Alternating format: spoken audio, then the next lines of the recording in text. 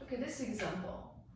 When I find the maximum value of the function f, subject to the constraint that this equation must to be satisfied.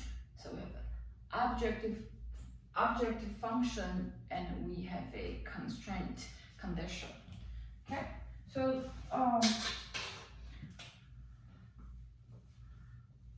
for convenience, I'm gonna give this part of the equation a name called function g. Okay, so then I can say, oh, g is such and such.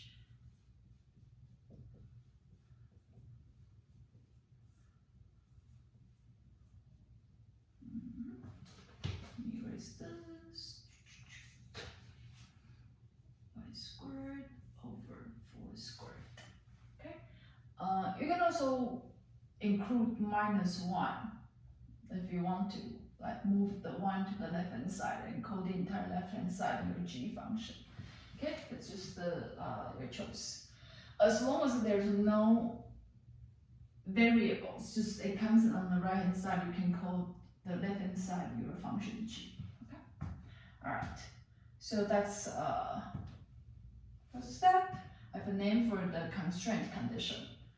All right. So 2, I'm going to find gradient f and gradient g. Remember, g equal to 1 is a level curve for the function g. F equal to the maximum value is also a level curve for the function f. When they tangent to each other, that's when the maximum value or minimum value would happen, and at that one and only one point, the gradient f and gradient g, they are in the same direction, okay, or parallel. So we need to find the gradient first. So here we have gradient f equals, this is my f, so df dx, that's for y, df dy, that's for x, gradient g. Okay, so this is my g function, and this is 2x over 9, and this is 2y over 16. Okay, so I'm just finding the gradient f and gradient g as usual. Now, I'm gonna set gradient f equals lambda gradient g. Of course, here this lambda is just for some lambda.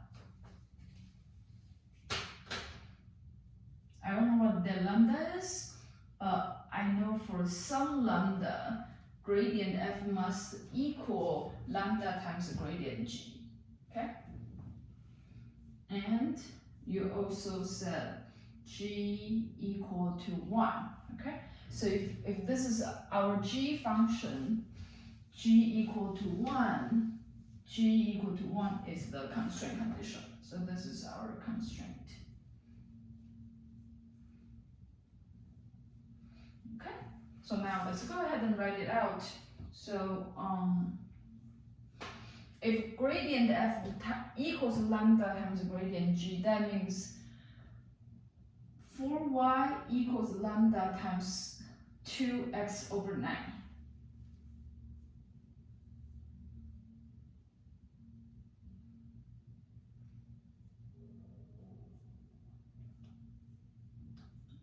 Do this. Okay. Similarly, for x equals 2y over 16 times lambda. Okay. G, that's x squared over 9 plus y squared over 16 equal to 1. Okay? Here it's 3 squared and it's 4 squared. Write it out, that's 9 and 16. Okay. So if I label them 1, 2, 3, because I have 3 equations. Okay. I need to solve for x and y, satisfying this system of equations. Okay, so equation 1, that's this one. It tells me lambda equals 4y times 9 over 2x. Okay? Flip this to the other side.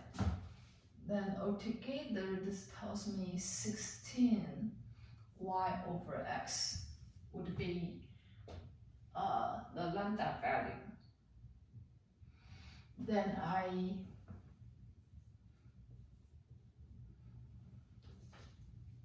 can substitute this. By this I mean lambda equals 18y over x into equation 2. Okay, so 2 we have this. So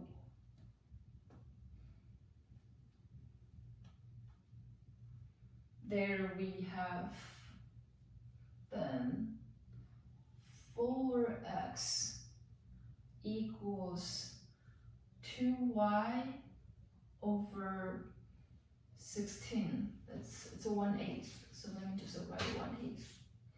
1/8 times y, okay, times lambda. This is our lambda. Lambda is 18y over x. Okay, so I'm gonna simplify this a little bit, bring the x to the other side. So I have x squared equals 18 and y times y, so that's a y squared over, bring the 4 down, so that's 32, because 4 times 8, that's 32. So 9 over 16 y squared. Okay. So I know that the relation between x and y would be x squared equals this much times y squared from equation 1 and 2. Okay? If gradient f equals lambda gradient g, meaning if gradient f equals some constant times gradient g, then x and y must satisfy this condition. X squared equals 9/16 y squared.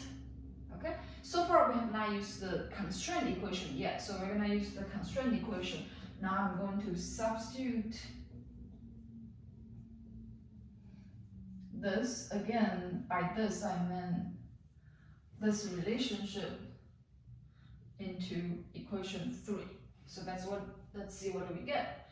So I'm gonna replace the x squared by the 9/16 y squared.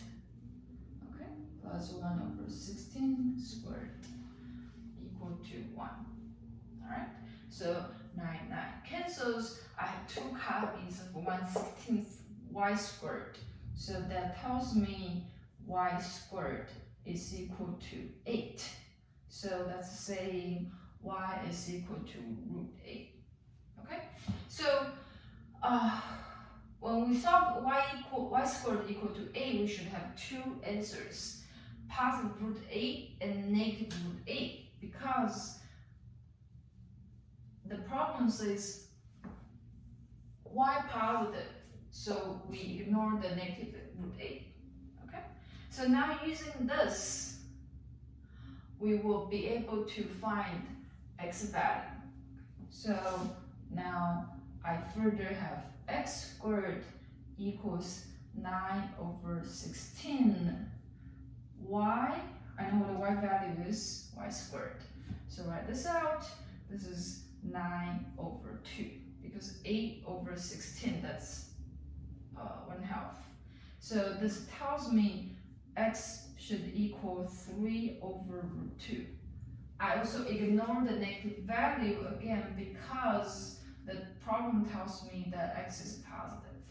Okay, so here we have the maximum value of f occurs at the point where x equals 3 over root 2 and y equals root 8, which is equal to 2 root 2.